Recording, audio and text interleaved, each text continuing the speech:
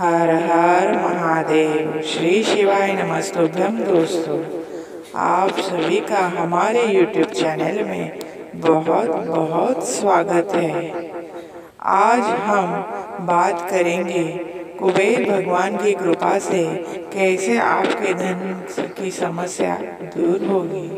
अगर आपके जीवन में पैसों की कमी है, खर्चे ज़्यादा है, बचत नहीं हो रही या कर्ज में डूबे हुए हैं, तो ये वीडियो आपके लिए ही है।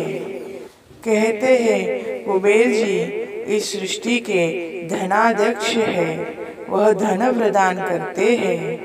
वो धन, वैभव, संपत्ति, लक्ष्मी युक्त अधिपति देवता है। जब आप सच्चे मन से कुबेर मंत्र का जाप करते हैं तो आपके जीवन से गरीबी, आर्थिक संकट और पैसों की तंगी दूर होने लगती है।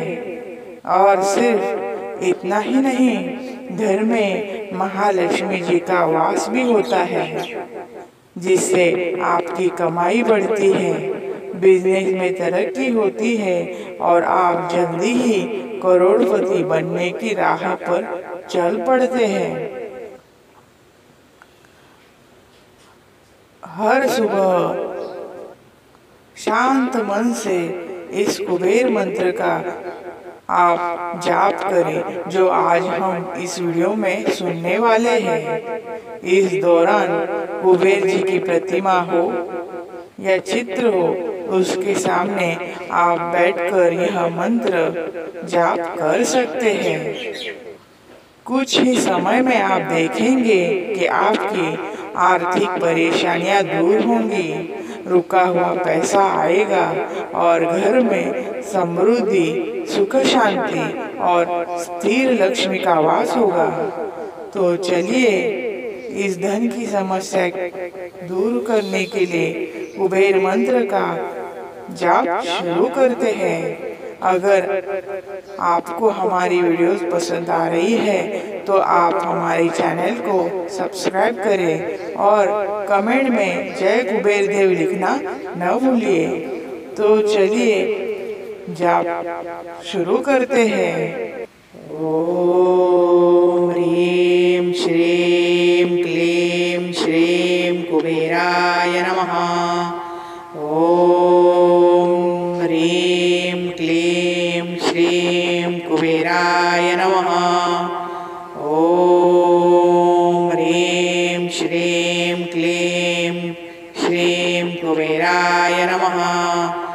ओम ह्रीं श्रीं क्लीं श्रीं कुबेराय नमः।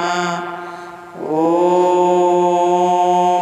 ह्रीं श्रीं क्लीं श्रीं कुबेराय नमः।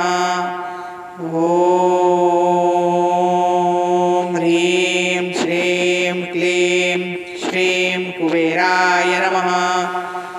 ओम ह्रीं श्रीं क्लीं श्रीं कुबेराय नमः। ओम ह्रीं श्रीं क्लीं श्रीं कुबेराय नमः। ओम ह्रीं श्रीं क्लीं श्रीं कुबेराय नमः। ओम ह्रीं श्रीं क्लीं श्रीं कुबेराय नमः। ओम ह्रीं श्रीं क्लीं श्रीं कुबेराय नमः।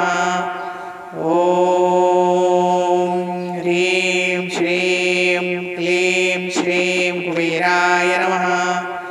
ओम ह्रीं श्रीं क्लीं श्रीं कुबेराय नमः। ओम ह्रीं श्रीं क्लीं श्रीं कुबेराय नमः। ओम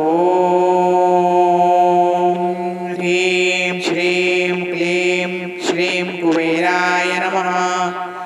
ओम ह्रीं श्रीं क्लीं श्रीं कुबेराय नमः। ओम ह्रीं श्रीं क्लीं